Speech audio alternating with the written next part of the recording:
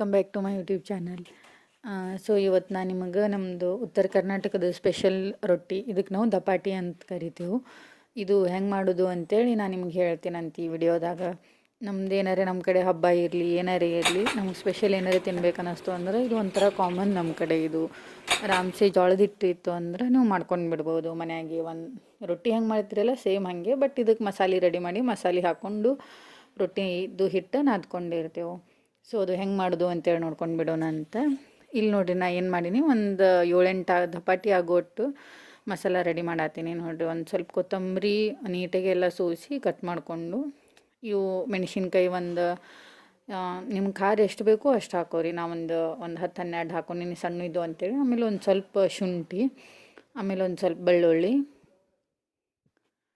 ನಮ್ಮ ಕಡೆ ಜವಾರಿ ಬೆಳ್ಳುಳ್ಳಿ ಬರ್ತಾವಲ್ಲ, ಅವು ಸ್ವಲ್ಪ ಸಣ್ಣ ಅದಾವೆ, ಹಾಗಾಗಿ ನಾನು ಸ್ವಲ್ಪ ಬಕ್ಕ ಜಾಸ್ತಿ ತೊಗೊಂಡಿನಿ. ಆಮೇಲೆ ಸ್ವಲ್ಪ ಒಂದಿಷ್ಟು ಅಷ್ಟೇ, 1 ಟೇಬಲ್ ಸ್ಪೂನ್ ಆಗೋಟ್ಟು ಅಜ್ವಾಯಿನ, ಆಮೇಲೆ ಒಂದು ಟೇಬಲ್ ಸ್ಪೂನ್ ಜೀರಿಗೆ, ಆಮೇಲೆ ಒಂದು ಸ್ವಲ್ಪ ಅರಿಶಿಣ, ಆಮೇಲೆ ಒಂದು ಸ್ವಲ್ಪ ರುಚಿಗೆ ತಕ್ಕಟ್ಟು ಉಪ್ಪು ಹಾಕಿ ಎಲ್ಲ ನೀಟಾಗಿ ಗ್ರೈಂಡ್ ಮಾಡಿಕೊಂಡು ಒಂದು ಪೇಸ್ಟ್ ಮಾಡ್ಕೊಂಡು ಬಿಡೋಣಂತ. ಸೊ ಇಲ್ಲಿ ನೋಡತ್ತೀರಲ್ಲ ಜೋಳದ ಹಿಟ್ಟು, ಇದ್ರೊಳಗೆ ಫಸ್ಟ್ ಅದು ಏನು ಪೇಸ್ಟ್ ರೆಡಿ ಇರ್ತದಲ್ಲ ಅದು ಇದ್ರಾಗ ಹಾಕೋಣಂತ. ಹಾಕಿ ಹಾಗೆ ಇದನ್ನು ಒಂದು ಸಲ ಎಲ್ಲ ತೊಗೊಂಡು ಡ್ರೈ ಮಿಕ್ಸ್ ಮಾಡ್ಕೊಂಡು ಬಿಡೋಣಂತ. ಹಾಗೆ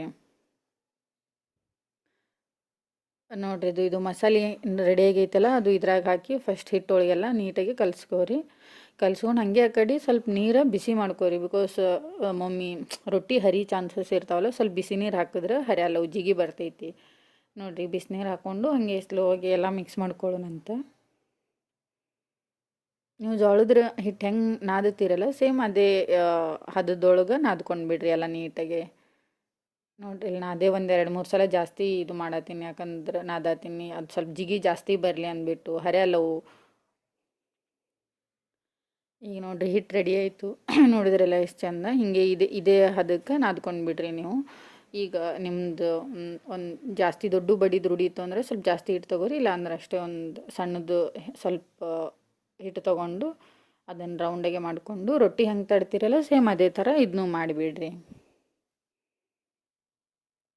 ಆದರೆ ಇದು ಮಾಡ್ಬೇಕಾದ್ರೆ ನಾನು ಏನು ಮಾಡೀನಿ, ಮನ್ಯಾಗ ಬಿಳಿ ಎಳ್ಳು ಇರ್ತಾವಲ್ಲ, ಸೊ ನಾ ಸ್ವಲ್ಪ ಮ್ಯಾಗ ಹಾಕಿ ಹಿಟ್ಟೊಳಗೆ ಹಾಕಿ ನಾದಿದ್ರೆ ಅದು ರೊಟ್ಟಿ ಹರಿತಾವ ಅಂದ್ಬಿಟ್ಟು ಇದ್ರ ಮ್ಯಾಗೆ ಹಾಕಿ ಒಂದು ಸ್ವಲ್ಪ ಹಿಟ್ಟು ಹಾಕಿ ಬಡಿಲತ್ತೀನಿ.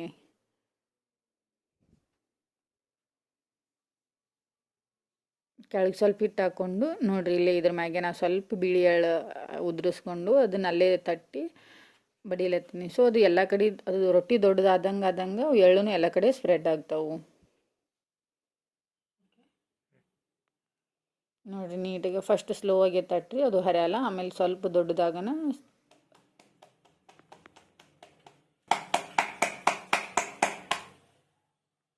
ನೋಡಿದ್ರಲ್ಲ ಎಷ್ಟು ಚಂದ ರೆಡಿ ಆಯಿತು. ಎಲ್ಲಿ ಏನೂ ಹರಿಲಿಲ್ಲ, ಯಾಕಂದ್ರೆ ಸ್ವಲ್ಪ ಬಿಸಿನೀರು ಹಾಕಿದ್ದೆಲ್ಲ ಅದೇ ಜಿಗಿ ಬಂದಿತ್ತು ಅದು. ಸೊ ಈ ಕಡೆ ಗ್ಯಾಸ್ ಮ್ಯಾಗ ಹಂಚು ಬಿಸಿ ಐತಿ, ಅದ್ರಾಗ ಬಿಸಿ ಆಗೈತಲ್ಲ, ಸೊ ಹಾಕಿಬಿಡೋಣಂತೀಗ.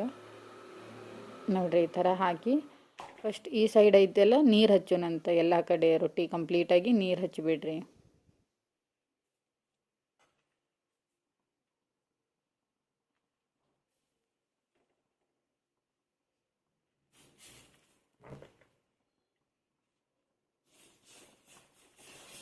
ನೀರು ಹಚ್ಚಿ ಅದು ತೆಗೆದಾಕಿ ಅದಾಗನ ಒಂದು ಕಾಟನ್ ಅರ್ಬಿ ತೊಗೊಂಡು ಅದರಲ್ಲೇ ಸ್ವಲ್ಪ ಎಣ್ಣೆ ಹಚ್ಚಿ ಎಲ್ಲ ಕಡೆನೂ ಸ್ಪ್ರೆಡ್ ಮಾಡಿಬಿಡ್ರಿ. ಇದನ್ನು ಒಂದು ಸೈಡ್ ನೀರು ಹಚ್ಚಿರಿ, ಆಮೇಲೆ ಇನ್ನೊಂದು ಸೈಡ್ ಎಣ್ಣೆ ಹಚ್ಚಿ ಬೇಯಿಸ್ಕೋರಿ.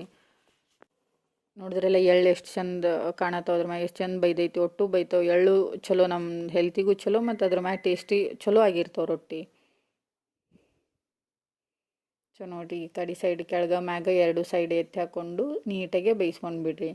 ನಿಮಗೆ ಸ್ವಲ್ಪ ಕುರುಕುರು ಬೇಕು ಆಗಿತ್ತು ಅಂದ್ರೆ ಸ್ವಲ್ಪ ಫ್ಲೇಮ್ ಲೋ ಇಟ್ಟು ಸ್ವಲ್ಪ ಜಾಸ್ತಿ ಬೇಯಿಸ್ಕೊಂಡು ಬಿಡ್ರಿ ರೊಟ್ಟಿ. ಇಲ್ಲ ಮೆತ್ತಗೆ ಅಷ್ಟೇ ಸಾಫ್ಟ್ ಬೇಕಾಗಿತ್ತು ಅಂದ್ರೆ ಕೆಳಗೆ ಮ್ಯಾಗ ನೀಟಾಗಿ ಬೇಯಿಸ್ಕೊಂಡು ತೆಗೆದುಬಿಡ್ರಿ. ನೋಡಿದ್ರೆಲ್ಲ ಎಷ್ಟು ಚಂದ ಬೈತು, ಎಷ್ಟು ಚಂದ ರೆಡಿ ಆಯಿತು ಅಂತೇಳಿ.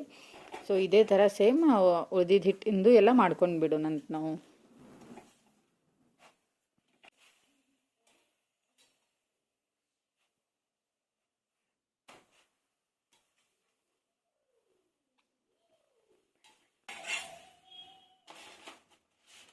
ನೋಡಿದ್ರೆಲ್ಲ ಎಷ್ಟು ಚಂದ ರೆಡಿ ಆಯ್ತು ಅಂತೇಳಿ. ಸೊ ಈಗ ಉಳ್ದಿದ್ದು ಹಿಟ್ಟಲ್ಲೇ ಮಾಡಿಕೊಂಡೆ, ಇಲ್ಲಾಂದ್ರೂ ಇಲ್ಲಿ ಒಂದು 4-5 ಜನ ಊಟ ಮಾಡ್ಬೋದು ಅಷ್ಟಾಗ್ಯವು. ನೋಡ್ರಿ ಎಷ್ಟು ಚಂದ ಬಂದಾವಂತೇಳಿ. ಸೊ ಇದು ಶೇಂಗಾ ಚಟ್ನಿ ಜೊತೆ ಮೊಸರು ಶೇಂಗಾ ಚಟ್ನಿ ಜೊತೆ ಉಪ್ಪಿನಕಾಯಿ ಹಚ್ಕೊಂಡು ತಿಂದ್ರೆ ಮಸ್ತ್ ಇರ್ತೈತಿ. Thank you all.